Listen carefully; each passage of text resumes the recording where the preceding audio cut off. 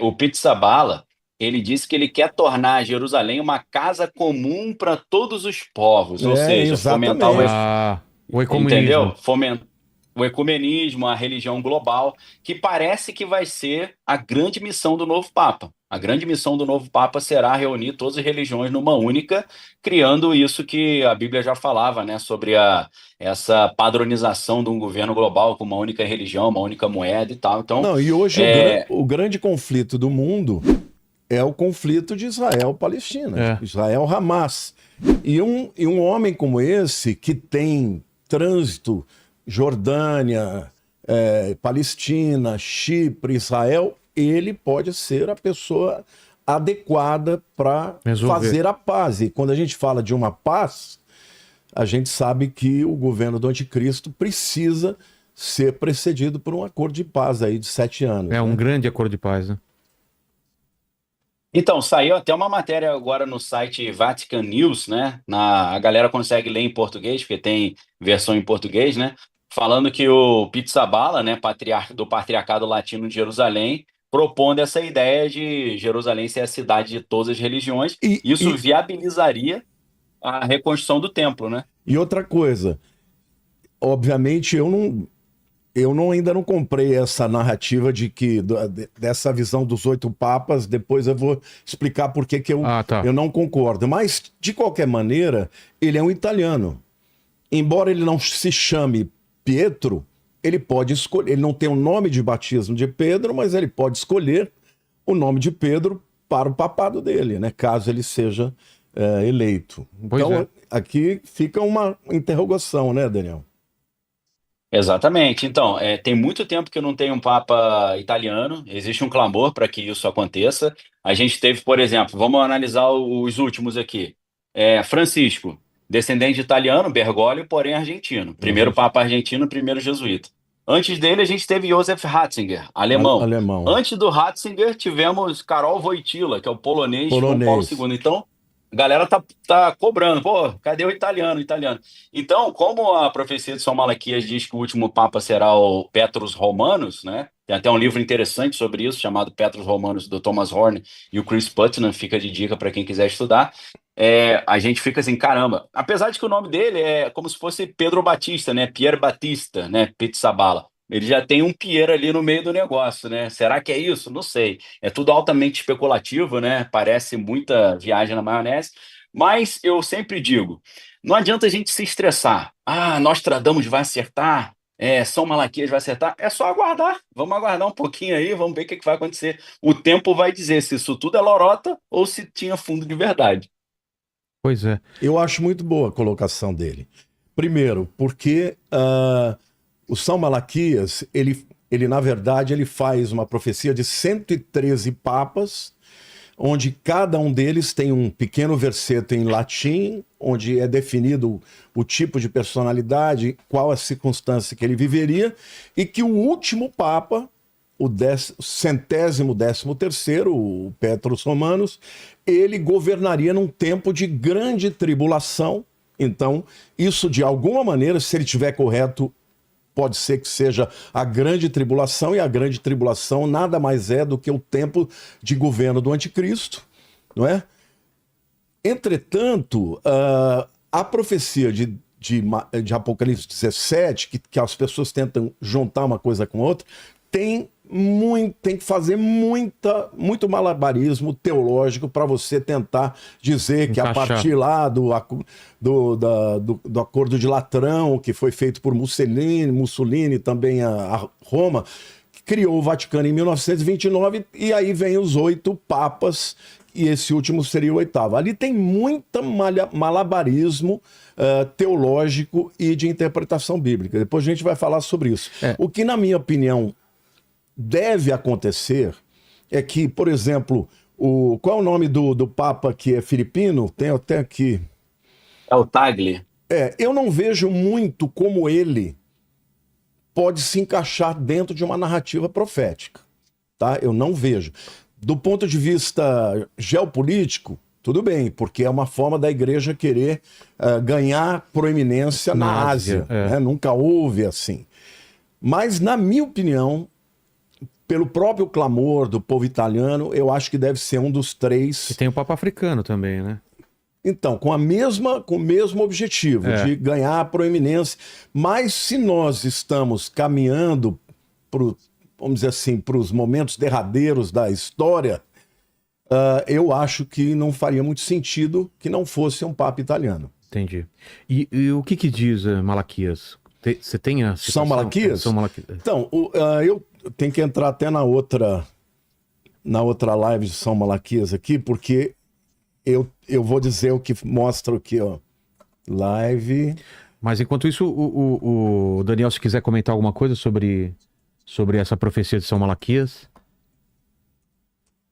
Então, a profecia de São Malaquias, as profecias trazem um título para esse Papa e uma frase, entendeu?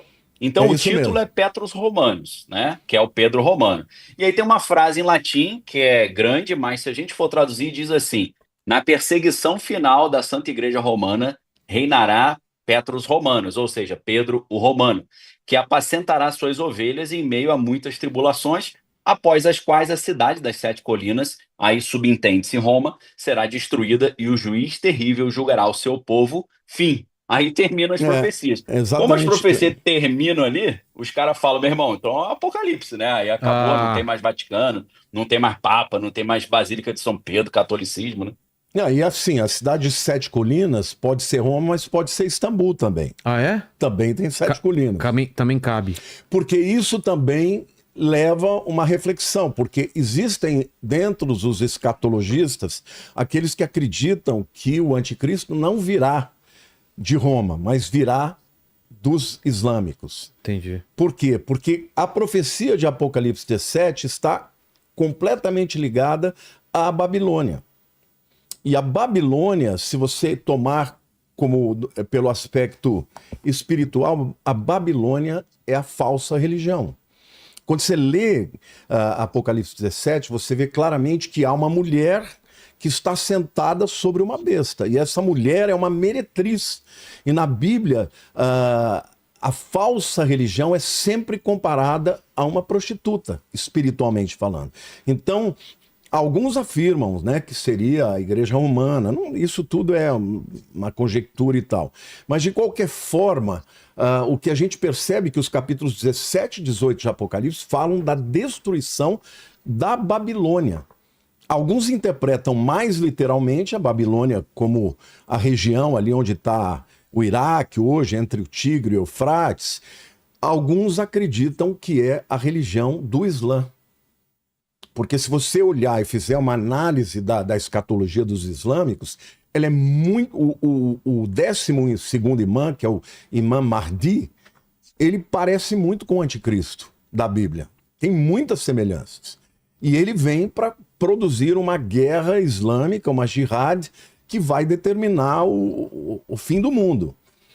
Agora, portanto, não dá para você afirmar, porque tem gente que quer, de toda maneira, dizer que não, é Roma. Eu, pessoalmente, não acredito nisso, tá? Eu acho que, em primeiro lugar, quando fala de Roma, está falando do Império Romano, que não diz respeito ao que é Itália hoje. Sim. O Império Romano, ele envolvia muito mais do que isso. Ele é praticamente toda a Europa e parte do Islã, e parte do Oriente também. Então, na minha opinião, hoje você não tem como saber exatamente. Nós precisamos, obviamente, estudar essas interpretações e tentar identificar os aspectos que são interessantes e os aspectos que não são interessantes, porque o grande público, na verdade, ele vai ouvir o que a gente está dizendo e vai replicar sem ter entendimento. E, na minha opinião, toda vez que alguém vem e faz um prognóstico escatológico que tenha furos teológicos, gera uma coisa muito ruim, porque as pessoas vão ridicularizar e vão chamar aquilo que a Bíblia chama de fato a profecia do fim dos tempos como se fosse mais uma das teorias da conspiração que não deu certo. Como todos aqueles que marcaram data e que não se cumpriram e tudo mais. Então, eu acho que pra gente... vale muito a pena a gente tentar analisar primeiro a questão geopolítica, as possíveis tendências, mas quando for entrar no texto de Apocalipse 17, a gente tem que ir a fundo e fazer as observações que o texto bíblico faz, e não tentar dar uma coxambrada, uma ajeitada para poder, né, gerar uma expectativa que possa gerar cliques e tudo mais. A gente tem uma participação do Daniel Mastral aqui, né? No passado, que ele fala sobre o próximo Papa. O que ele fala tá cheio de furos. Ele tá cheio de furos. Não, ele fala que o próximo Papa seria o Papa que iria.